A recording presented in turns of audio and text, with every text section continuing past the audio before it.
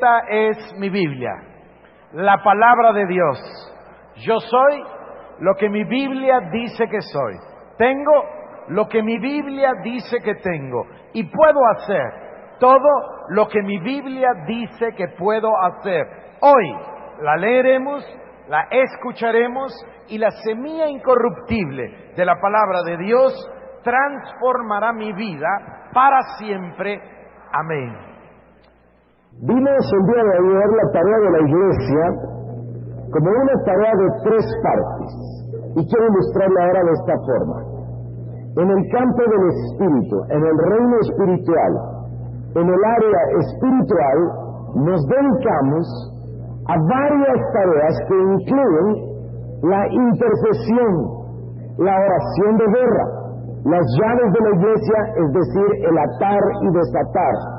En otras palabras, y siendo muy gráfico, porque lo que quiero es ser práctico para que todos nosotros podamos poner esto en acción en nuestros respectivos círculos, en nuestros medios, en nuestras iglesias. En otras palabras, entonces, tenemos una habitación para los intercesores. Y los intercesores están en ese lugar realizando este trabajo de índole espiritual, que todos llamamos de una forma genérica oración.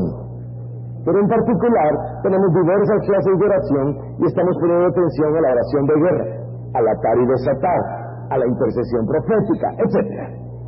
Pero al mismo tiempo que tenemos a los intercesores realizando este trabajo, nosotros los predicadores tenemos la atención, esta maravillosa arma, tenemos la atención de las personas y tenemos la espada más cortante que espada de 2 filos, que es la palabra de Dios. Por eso es que el apóstol San Pablo dice que no tenemos derecho a predicar otra cosa que no sea la palabra de Dios. Entonces, mientras tenemos a una parte del cuerpo, en este caso los intercesores, orando y dando la batalla en el reino espiritual, aquí en el reino del alma, en el reino del intelecto, en el reino de la mente, en el reino de las ideas, de los argumentos, etc., esgrimimos la palabra de Dios y con esa espada más cortante que espada de 2 filos, nos dedicamos a derribar, a arruinar, a arrancar y destruir esas fortalezas, esos argumentos, esas imaginaciones, ideas, idiosincrasia, cultura, etcétera, etcétera, etcétera. Y al mismo tiempo nos dedicamos a edificar y plantar con el Evangelio de Jesucristo, con el mensaje de esperanza de Jesucristo. Entonces estamos realizando la tarea en este campo, en el campo abierto del alma, del intelecto, de la mente. Pero al mismo tiempo debemos tener una tercera parte, que es la que se realiza en el campo físico, en el cuerpo. Los ocultistas, los que pertenecen a las religiones paganas, todo tipo de persona que sirve a lo oculto o al reino de las tinieblas, o dicho de otra forma, sirve a Satanás, ha aprendido mucho antes que nosotros el valor de las acciones físicas. Y si no, fíjense ustedes, por ejemplo, que cuando una persona se dedica al paganismo, lo primero que hace es erigir un ídolo. Es lo primero que hace. Algo físico que represente a su Dios o a la entidad que está sirviendo. Entonces, nosotros debemos tomar conciencia de estos factores físicos.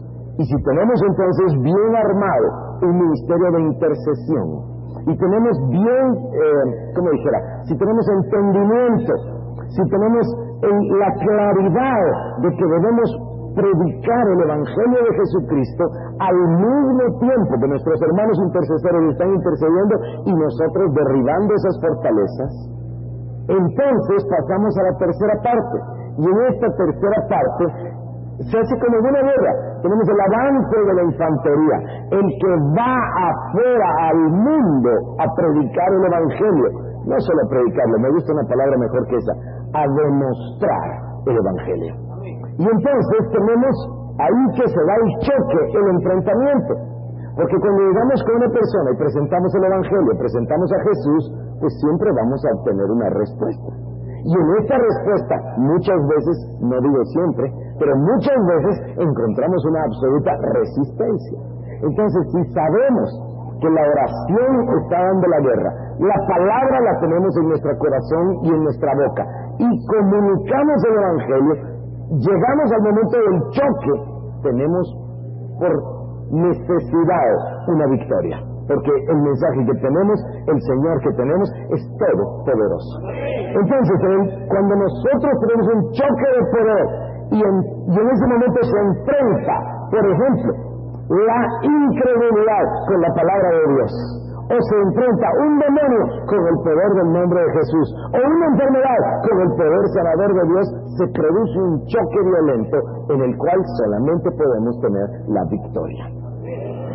Cuando ya hemos tenido la victoria, la derrota del enemigo, entonces celebramos el triunfo. Pero esto se lleva a cabo con lo que con lo que la palabra llama el despojo de los bienes, el despojo del botín. Como les decía ayer, nadie va a una guerra si no hay un botín. El botín es muchas veces la razón de la guerra. Y si no es la razón de la guerra, por lo menos cuando ya están involucrados en la guerra, ambos bandos tienen que pagar sus gastos. Y lo hacen con el botín de la guerra. Pero en esta parte, yo quiero enfatizar los actos proféticos. El día de ayer fuimos a Génesis 13:17 y vimos quién es el que ideó o diseñó esto. Fue Dios. Y a Abraham le dijo, anda y camina la tierra a lo largo y a lo ancho, la tierra que te he dado. Y leíamos ayer en este particular pasaje, y yo quiero el día de hoy leerles un par de documentos que tengo aquí. Este es un libro que se llama La Voz de la Torá, y solamente se refiere a los primeros 5 libros al Pentateuco, puesto que es la Torá. Está escrito por varios rabinos y más o menos tiene unos 900 años de edad cada comentario, más o menos. Y dice de esta forma, y yo quiero llamar la atención, esto fue escrito en el año 1100, y dice, la ciudad de Ur, una de las más antiguas, tenía ya 250,000 habitantes, y estaba consagrada a una divinidad lunar, llamada Nanar. Ahí se adoraban innumerables ídolos, pero Nanar era el dios supremo. Le habían dedicado una torre de 3 pisos en forma piramidal que ya existía en tiempos de Abraham. En algunos textos se conservan aún los nombres de 5,000 divinidades sumerias, o 5,000 nombres correspondientes a una infinita variedad de divinidades, cuyo jefe era el dios Luna. Luego, podemos leer algo acerca de Abraham, pero yo quiero leerles lo que dice acerca de los actos proféticos. Y pienso que se los leí ayer, pero lo quiero repetir. El Talmud nos hace ver, déjenme que lo encuentre acá, porque tengo 2 informaciones que leerles. 13:17. El Talmud nos hace ver, aquí lo tengo, lo copié en mi Biblia, página 255, empecé mal entonces, déjenme encontrarlo. Aquí está. Dice, verso 17, la orden es, levántate pues y recorre a lo largo y a lo ancho la tierra que te daré.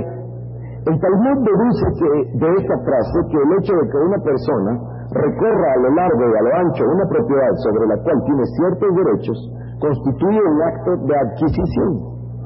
Al de saber, mejor voy a seguir leyendo acá, así pues Abraham adquiere para su posteridad el derecho de adquisición de la tierra que le ha sido prometida, recorriéndola de un extremo a otro.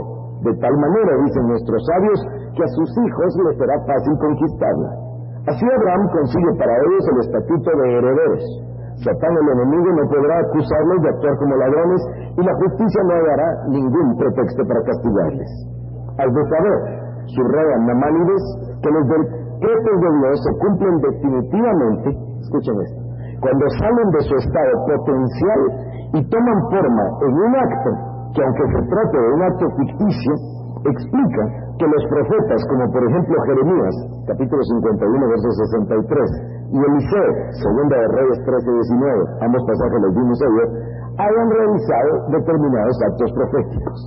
En el mismo orden de ideas, Abraham tuvo que efectuar aquel gesto de adquisición sobre el país, así como otros actos concretos para abrirle a su descendencia el camino de su porvenir.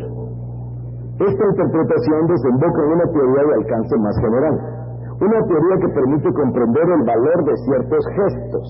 Estos gestos los llamamos nosotros actos proféticos, a menudo calificados de puramente formalistas.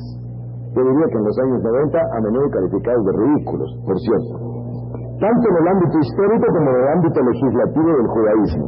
Hirsch considera que se trata de actos simbólicos destinados a despertar en la conciencia del judío pensamientos o sentimientos capaces de inspirarle determinados compromisos. Pero para Namanides estos mismos actos, aquí es donde quería llegar, para Namanides estos mismos actos, debido al principio de materialización que implican, desempeñan también otra función, la de inscribir ciertos valores eternos en la realidad de los hechos históricos, morales o sociales.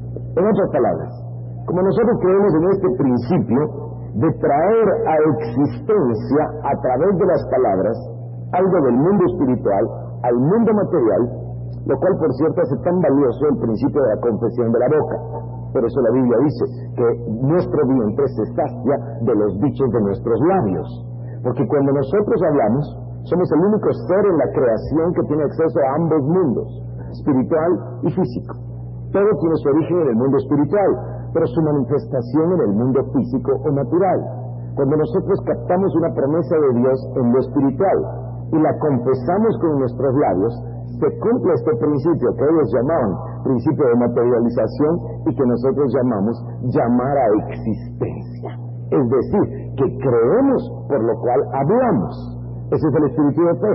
Y cuando nosotros creemos una promesa de Dios y la hablamos, literalmente la estamos trayendo a manifestación en el campo de lo terrenal.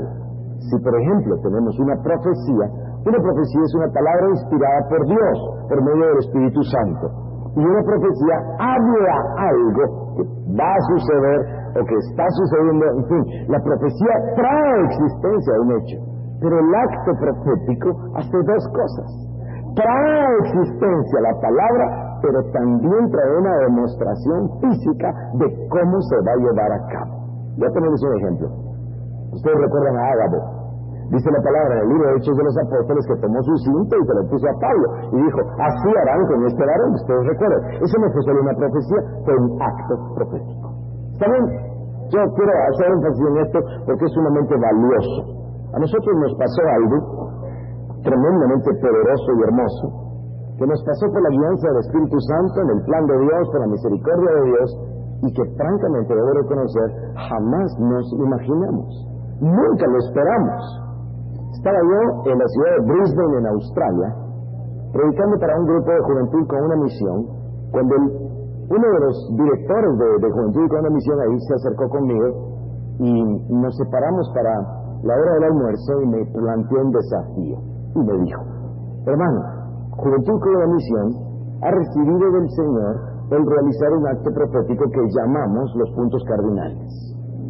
Y vamos a los continentes de la tierra y cubrimos cada continente y vamos a los puntos, a los confines de la tierra, dice la Biblia, o sea, el punto más este y más oeste, más norte y más sur, es decir, los puntos cardinales. Me dice, y vamos ahí a proclamar el señorío de Cristo y a tomar posesión. Pero, me dijo, está muy pronto para suceder y no tenemos todas las personas. Tenemos en todas partes, menos América Latina. Te quiero presentar el reto. Bueno, yo empecé a pensar en los recursos humanos, recursos económicos, tiempo, y dije yo, bueno, si vamos a cubrir la Patagonia, y Brasil, y Perú, y después no sé cómo se va a hacer, México o Colombia, y yo pensando, porque ustedes saben que los americanos y los europeos hablan de América como dos continentes, Norteamérica y Sudamérica, que por cierto nos meten en Sudamérica. Entonces, empecé yo a hacer una cuenta de esto y le dije, mira, ya no me puedo comprometer acá. Voy a regresar, voy a citar a mi gente y voy a contestarte. Pero yo sinceramente, aunque él me dio un folder con no recuerdo, 20 o 30 escrituras, yo no tomé conciencia de la importancia tan grande. Es decir, me percaté que era algo sumamente hermoso, pero no tomé conciencia del significado total. Vine acá y cité 40 personas. Un día al almuerzo aquí en el Salón Jehová Rafa. Bueno, la primera sorpresa es que no vinieron 40 personas, sino vinieron más de 50 personas.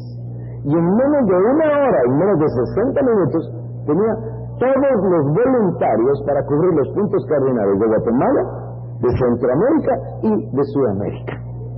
Y en los equipos se fueron a Brasil, a Chile, a Perú, a Colombia, a Costa Rica y, por supuesto, a Guatemala.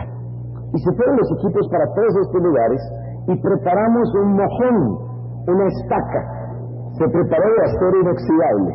Y en la cabeza de este clavo enorme, era un mojón, pusimos Jesús es Señor de América Latina, Jesús es Señor de Sudamérica, etc.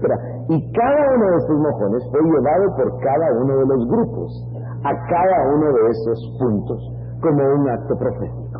Mientras el equipo de Juventud con una Misión coordinaba todas las horas, los días, nos dieron toda la información, y a una determinada hora, tomando en cuenta la diferencia de horario en cada lugar, a una determinada hora los equipos se desplazaron a esos lugares, que en algunos casos les tomó 24 o 48 horas llegar ahí, pero se desplazaron los equipos a esos lugares.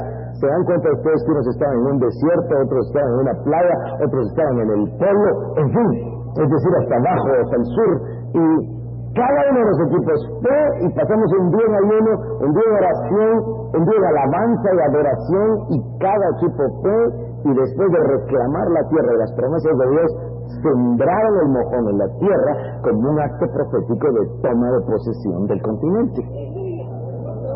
Yo les soy franco que todavía seguía sin entender el significado total. Esto tuvo lugar en el mes de junio. A partir del mes de junio, el ministerio nuestro comenzó a expandirse al norte, al sur, al este, al oeste, de una manera extraordinaria. Y en octubre tuvimos la visita de hermano Pedro Baños. Y viene el hermano Pedro Baños y nos abre los ojos y nos dice: debido a lo que ustedes hicieron, Dios les ha entregado a América Latina. Dios les dio desde el norte hasta el sur y desde el este hasta el oeste.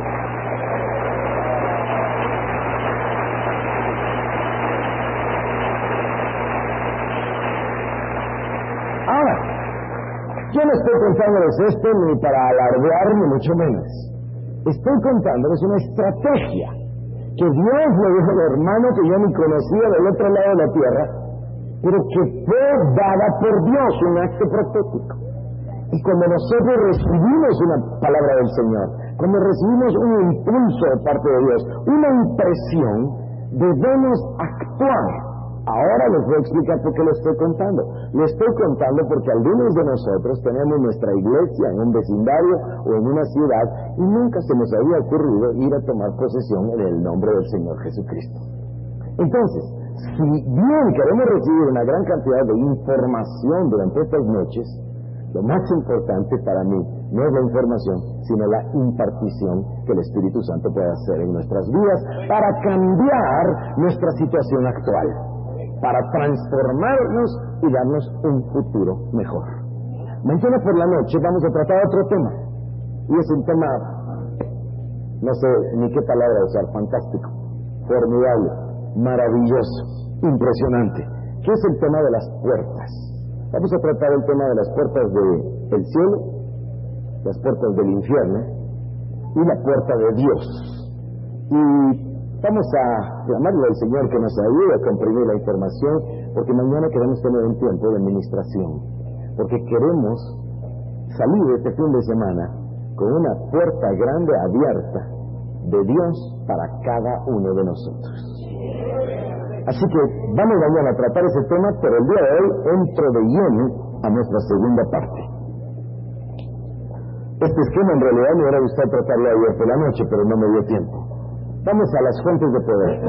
Algunos de ustedes ya han escuchado esto, y algunos de ustedes, los miembros de la iglesia, lo han escuchado más de una vez. es un hecho claro el poder de Dios y el poder del Señor Jesucristo. Sin embargo, a pesar de que es un hecho muy claro, a veces nuestra mente flaquea y vemos a un gran diablo, un gran enemigo, un gran Satanás. Y a veces nos pareciera que la guerra espiritual es como un pulso, que a ver si ganamos o nos ganan. No es así. Y es lo que quiero ilustrar con esto que a continuación les muestro. Yo me encontraba una semana meditando acerca de estos hechos y del poder de Dios. Y estaba yo tratando de encontrar respuestas en mi mente a este tema genérico de la batalla espiritual y el poder del enemigo. Y yo encontraba un conflicto en mi corazón y estaba estudiando y meditando. Pero en eso me llegó el fin de semana y ya era el día sábado y entonces yo me dediqué de lleno a prepararme para el domingo, para el tiempo acá en la iglesia, para los servicios de la iglesia del domingo. Así que me preparé y el sábado más o menos como a las 6 de la tarde, 7 de la noche, yo estaba absolutamente preparado, tenía mi mensaje, tenía mi esquema, tenía todo listo. Pensé que iba a ser una cosa muy fácil, muy agradable, así que me fui a acostar, a dormir, no sé exactamente la hora, según yo todo preparado y listo. Pero esa noche Dios me dio un sueño. Y en el sueño, Dios Todopoderoso bajó una pantalla. En realidad les voy a decir que en el sueño era un pizarrón blanco, pero más o menos como este. Y me dijo Dios, mira, vamos a hacer un examen. Y yo dije, está bien, como si fuese estudiante y estuviera en una clase. Y entonces me dijo, te voy a hacer unas preguntas. Y él trajo a mi mente este concepto, las fuentes de poder. Fuentes de poder, significando o implicando fuentes originales de poder. Y entonces me dijo, dime, ¿cuántos poderes hay en el universo? ¿Cuántas fuentes de poder hay en el universo? Y mi contestación salió de mi boca de inmediato y dije, Dios, por supuesto, la deidad. Y cuando digo la deidad, digo Padre, Hijo y Espíritu Santo, Dios. Y me puse del lado izquierdo y creo que no necesito ninguna escritura para demostrárselos porque todos lo sabemos. Él es el creador de los cielos y la tierra. Él es el Dios todopoderoso. Si no hay nada de lo que fue hecho, hubiese sido hecho. Entonces, yo le puse del lado izquierdo, así como ustedes lo miran acá, Dios, Padre, Hijo y Espíritu Santo. Pero el Señor me hizo una segunda pregunta. ¿Podremos correrle completamente para que veamos lo de abajo? Un poquito más, gracias, hermana. Él me dijo, dime otra fuente de poder en el universo. Y yo antes de reaccionar, en realidad, ya había abierto la boca y dije, el diablo. Porque tenemos a Dios, pero por el otro lado está el diablo. Y yo pensé que mi respuesta era correcta. Y el Señor me dijo, ¿estás seguro? Y yo dije, bueno, sí. ¿Acaso no nosotros hemos sabido pues que el diablo hace cosas y que tiene poder y que da poder a otros? Entonces, recuerden esta frase, fuente original, origen de poder, fuente de poder. Entonces Dios me dijo, ¿estás seguro que el diablo es una fuente de poder? Yo dije, sí, Señor.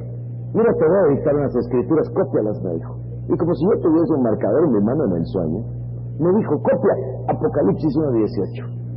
Y debajo me dijo Mateo 28:20, Colosenses 2:15, Hebreos 2:14. Y yo copié todas las escrituras que él dictaba. Y me dijo, ahora abre tu Biblia y léemelas. Y yo contesté de esta manera diciendo, Señor, no creo que necesito mi Biblia. Pienso que puedo citarlas. No necesito abrir mi Biblia. Está bien, me dijo, cita la primera. Yo tenía Apocalipsis 1:18, lo cité. Jesús dice en Apocalipsis 1:18, yo soy el que vive y estuve muerto, mas he aquí que vive por los siglos de los siglos. Amén. Y luego añade, y tengo las llaves de la muerte y del Hades. Y el Señor me preguntó, ¿quién tiene las llaves? Bueno, la respuesta es Jesús. Entonces me dijo, ¿qué llaves tiene el diablo? Bueno, no tiene llaves, si las tiene Jesús, no las tiene el diablo. O sea que las llaves de la muerte y de la vida las tiene Jesús, no las tiene el diablo. Entonces dice, ¿y qué hay de Mateo 28, 18 al 20? Y digo yo, bueno, Mateo 28 dice, he aquí que toda potestad, es Jesús hablando, he aquí que toda potestad me es dada en los cielos y en la tierra. Entonces el Señor, casi con sentido del humor, me dice, repítelo. Y yo lo voy a repetir, he aquí toda potestad me es dada en los cielos y en la tierra. Entonces me dice, ¿cuánta potestad? Toda. Entonces me dice, ¿qué potestad tiene el diablo? Ninguna, si lo tiene Jesús. Entonces pasamos a Colosenses 2:15, y a estas horas ya todo se me está tambaleando por dentro. Y vengo yo y veo que Colosenses 2:15, y lo cito, dice, y Jesucristo, dice, venció y despojó a los principados y a las potestades, exhibiéndolos públicamente en la cruz, exhibiéndolos y triunfando sobre ellos en la cruz del Calvario. En este instante yo ya estaba recibiendo el impacto de la verdad de la palabra de Dios. Los venció, los despojó, los exhibió públicamente y triunfó sobre ellos en la cruz del Calvario. Entonces ya están vencidos, despojados, ya están totalmente derrotados. Y ya con este impacto, el Señor me dice, ahora léeme Hebreos 2:14. Y digo, bueno, ahora sí ya sé lo que dice Hebreos 2:14, ya entendí el mensaje. Si en ese tiempo hubiera usado esa frase, hubiese dicho mensaje recibido. Hebreos 2:14 dice que Jesucristo padeció en carne y sangre con el objetivo de destruir a aquel que tenía el imperio de la muerte, esto es, al diablo. Entonces me dice el Señor, el diablo es fuente de poder, entonces tiene poder. Y yo agarro un marcador y lo tacho con una X, no tiene poder. El diablo no es una fuente de poder. Ahora, paremos un instante aquí y pensemos en lo siguiente. No es igual ser fuente de poder que tener poder. Es diferente. ¿Me entiende lo que estoy diciendo? Entonces, el diablo no es una fuente de poder. Eso no quiere decir que no tenga poder. Tiene poder si lo toma de alguna parte. Y entonces el Señor me dice en el sueño, tal vez podemos movernos un poquito, querida hermana. Me dice en el sueño, dibuja 3 círculos y ponle ahí el hombre.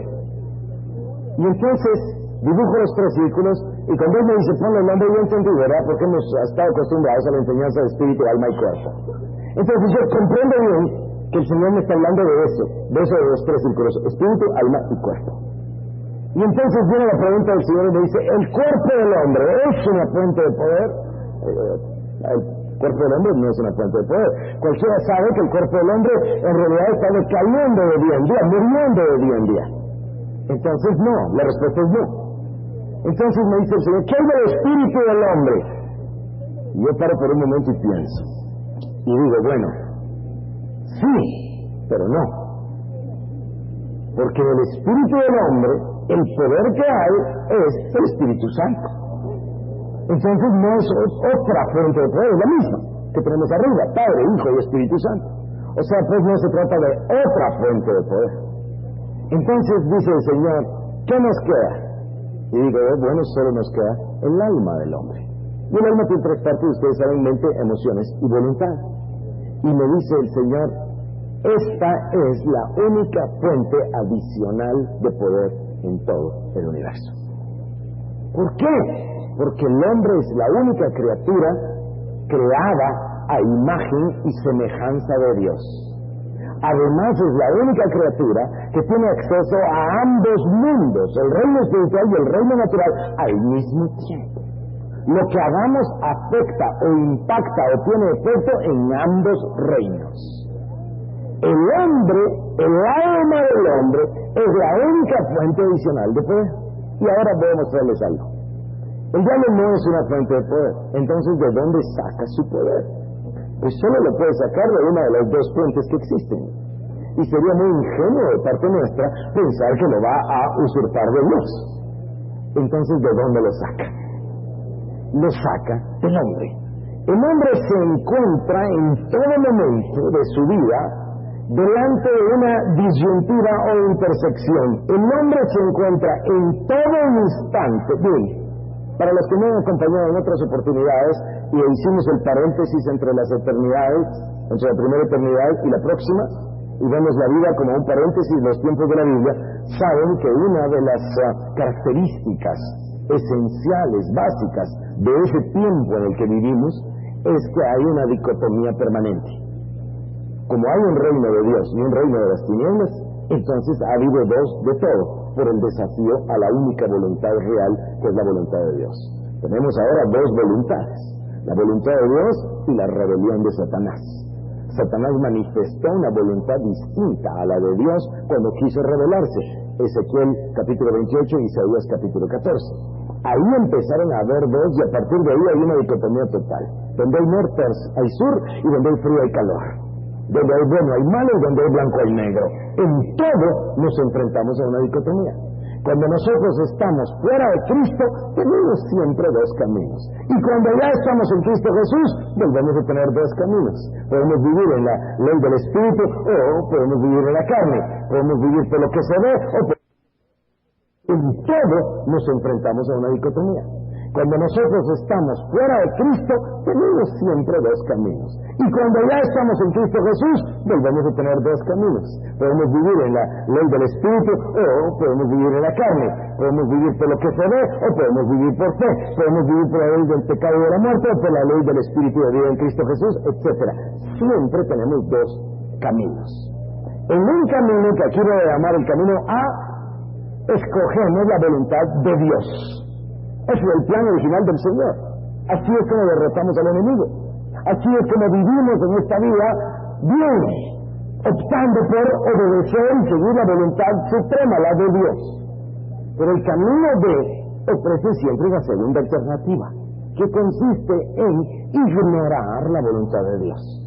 ¿Cómo ignoramos la voluntad de Dios? Bueno, de dos formas. Podemos hacer la voluntad del diablo, cosa que estoy seguro ninguno de ustedes estaría dispuesto a hacer, o podemos hacer nuestra propia voluntad, lo cual estoy seguro hemos hecho todos muchísimas veces. Cuando el hombre toma decisiones, cuando el ser humano toma decisiones voluntarias en su ser, entonces lo que el hombre hace depende de lo que decidió. Y lo que el hombre decide, escuchen esto porque esto es básico, lo que el hombre decide determina su alineación o su lealtad con uno de los dos reinos. En otras palabras, yo vivo esta vida para Dios o ignorando a Dios. Y si ignoro a Dios, no importa si me voy por el lado de Satanás o por el mío, lo mismo es, estoy ignorando a Dios. Entonces, cuando el hombre decide, lo que decide determina su alineación con uno de los dos reinos. Y lo que el hombre decide y hace, escúchenme, ahora ya hablo de acciones, lo que el hombre hace refuerza el reino al cual le dio su lealtad. Todo lo que el hombre hace tiene efectos naturales y sobrenaturales. Todo lo que el hombre hace tiene efectos en el reino finito y en el infinito. Todo lo que el hombre hace tiene efectos naturales y espirituales. Todo lo que el hombre hace tiene trascendencia natural y espiritual. Y muchas cosas de las que hacemos tienen trascendencia eterna. Muchas cosas de las que hacemos. Por ejemplo, voy a poner un ejemplo muy fácil de entender, muy simple. Nos fue presentado el Evangelio un día y nosotros decidimos ese día si lo queríamos recibir o no. Si lo recibimos como hicimos, ¿verdad? Gloria a Jesús, gracias a Dios por ese día. Ese día, esa decisión tuvo una trascendencia por toda la eternidad. No solo cambió nuestra vida física aquí, 30, 40, 50, 70 años de vida, sino que cambió la eternidad. Era básico que yo les hablara de este cuadro, o de este sueño, aunque peque de repetitivo, con el objeto de llevarles ahora al otro tema.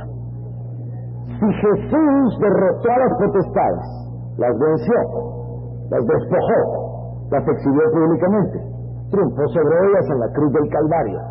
Si Él tomó las llaves, si toda potestad le fue dada a Jesucristo, si Jesucristo vino para destruir al que tenía el imperio del mal, el imperio de la muerte, es decir, al diablo, entonces, ¿cómo es posible que vamos a ciertos lugares y todavía impera el diablo? ¿De dónde sacó ese poder? ¿De dónde sacó el poder para colocarse en un sitio de autoridad? ¿Cómo es posible que encontramos lugares donde están absolutamente, estos sitios han sido enseñoreados, sometidos a esclavitud completamente por espíritus inmundos, que nosotros llamamos espíritus territoriales? ¿Cómo es posible que en ciertos lugares no penetra el Evangelio? ¿Cómo es posible que tenemos potestades que rigen el lugar y que dominan a la gente y la mantienen en sujeción y la mantienen en esclavitud? ¿Cómo es posible que tenemos nosotros un ejemplo tan gráfico y hermoso aquí en Guatemala, en Quetzaltenango? Tenemos un lugar que se llama Sunil, luego tenemos un segundo lugar que se llama Almolonga, y tenemos un tercer lugar que se llama Olintepeque. Tres ciudades o pueblos más o menos del mismo tamaño, más o menos, perdónenme que generalice, más o menos, de unos 15,000 habitantes cada uno. Y cuando visitamos Sunil, vemos que Mashimón reina ahí en Sunil. Él gobierna la cosa. Y cuando visitamos el Olintepeque, San Pascual Bailón, el espíritu de muerte, domina la región. Y nos encontramos con una situación de aridez, infertilidad, absoluta pobreza, no productividad, algo dramático. Y por supuesto, vicio, muerte, violencia, pobreza y no al Evangelio. Pero pasamos a Almolonga, la vecindad, y nos encontramos con el valle más fértil de todo el país. Alimenta la ciudad de Guatemala con sus vegetales, alimenta el sur de México, exportan a El Salvador. Yo he estado ahí, ustedes han estado ahí, con pozos artesanales, riegan por la riqueza de la tierra, la humedad, lo que Dios ha puesto, le sacan 2 y 3 cosechas a la tierra cada año, de algunos vegetales hasta 4 cosechas, y nos dan los mejores vegetales que ustedes han visto en toda su vida. ¿Cómo es posible? Fue totalmente derrotado Mashimón, sacado fuera de Almolonga, ¿y quién reina ahí? Jesucristo. Y ustedes miren, y los pastores del Almolonga lo hicieron, fueron la ciudad se aplaudir, aplaudámosle bien.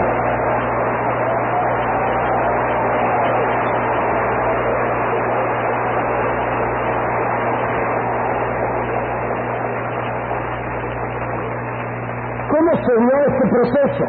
Nosotros hemos estado cerca de este proceso, lo hemos vivido. Tenemos un hermano y amigo, un siervo del Señor precioso, que es el pastor Mariano Rizcaché, ahí en Almolonga.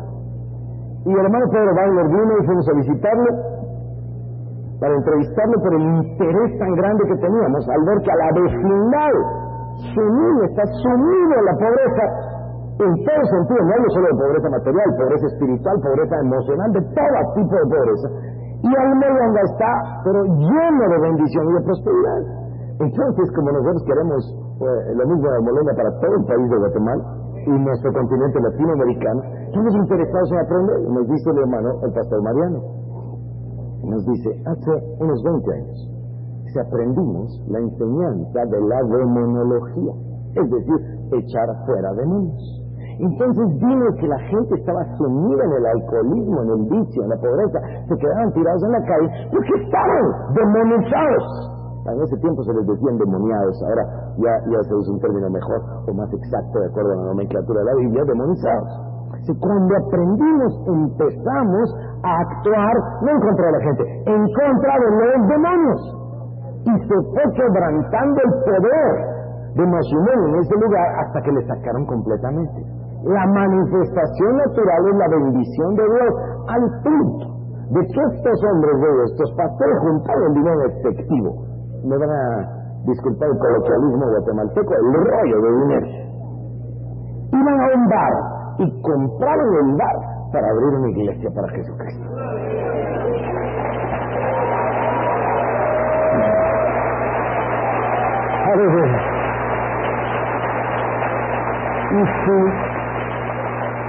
Y si tenemos unos 18,000 habitantes ahí, a lo mejor un poco más, a lo mejor un poco menos, hay 20 iglesias en Almoloca, 20 iglesias cristianas. Y de estas 20 iglesias cristianas, más de una tiene más de 1,000 miembros. Es algo tremendo. Y ustedes van al Molonga y los mismos negocios reflejan el sentir. Tienda La Bendición, Abarrotería Jehová Jireh. Ustedes ven los camiones que transportan los vegetales, todos los camiones dicen, sirvo a Dios, Jesús es mi Señor.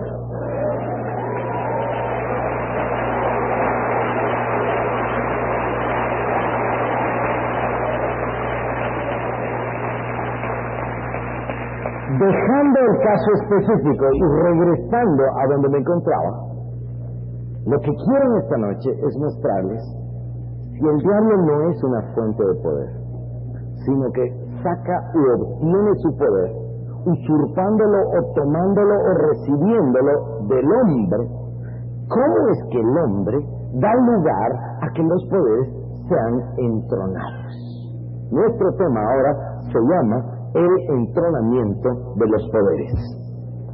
¿Qué quiero decir con esto? Déjenme explicarme. Quiero decir que puede haber una de estas potestades ahí, pero es diferente que esta potestad esté en un trono, es decir, en el sitio de autoridad. ¿Cómo se entronan los poderes? Bueno, debemos comenzar porque hay dos tipos de causas: las causas voluntarias y las causas involuntarias. Voy a referirme por un instante al caso personal, hombres y mujeres, individuos, aunque nuestro interés es, en otro nivel, lo que se ha llamado el nivel estratégico. Pero déjenme ir al caso particular.